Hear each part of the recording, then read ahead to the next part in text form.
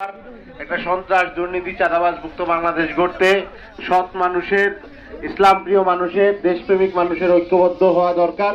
সেই জায়গা থেকে আমরা ঐক্যবদ্ধ হয়েছি। ইনশাআল্লাহ আমরা যদি 12 তারিখ ঐক্যবদ্ধ থাকতে পারি, 12 তারিখ পর্যন্ত আমরা বিজয় নিয়ে ঘরে ফিরতে পারবো ইনশাআল্লাহ।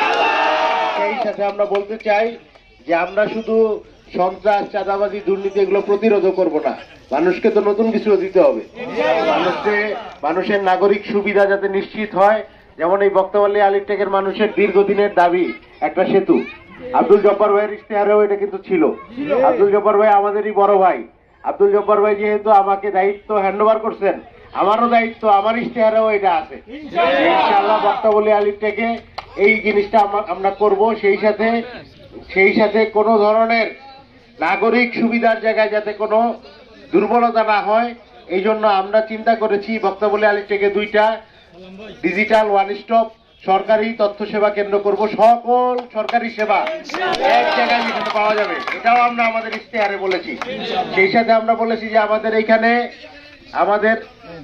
আমাদের এই অঞ্চলে তেমন কোনো চিকিৎসা সেবার জায়গা নাই। আপনি ব্রিজ নাই, একটা অসুস্থ মানুষকে নিয়ে যেতে তার অবস্থা খুব খারাপ হয়ে যায়। ওই জায়গা থেকে আমরা মনে করছি যে এই অঞ্চলের মানুষের চিকিৎসা সেবায় কিছু করা দরকার। আমরা হসপিটাল করার কথা বলেছি আমাদের ইশতেহারে, কিন্তু হসপিটাল করতে তো একটা সময় লাগবে। ওই পর্যন্ত মানুষ কি করবে, ওইটার কথাও আমরা বলছি।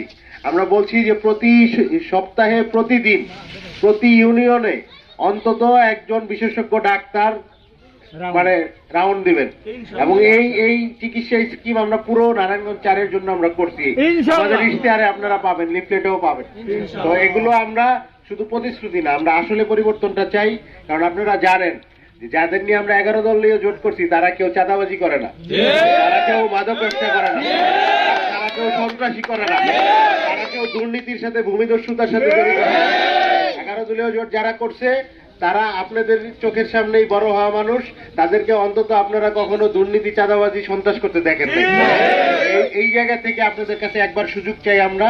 ইনশাআল্লাহ আমরা ঐক্যবদ্ধভাবে আমরা যদি বিজয় নিয়ে ঘরে ফিরতে পারি, নারায়ণগঞ্জ না শুধু বাংলাদেশের কাঙ্ক্ষিত পরিবর্তন আমরা এই আশাবাদ ব্যক্ত করে আমি আমার কথা শেষ করছি। আসসালামু আলাইকুম।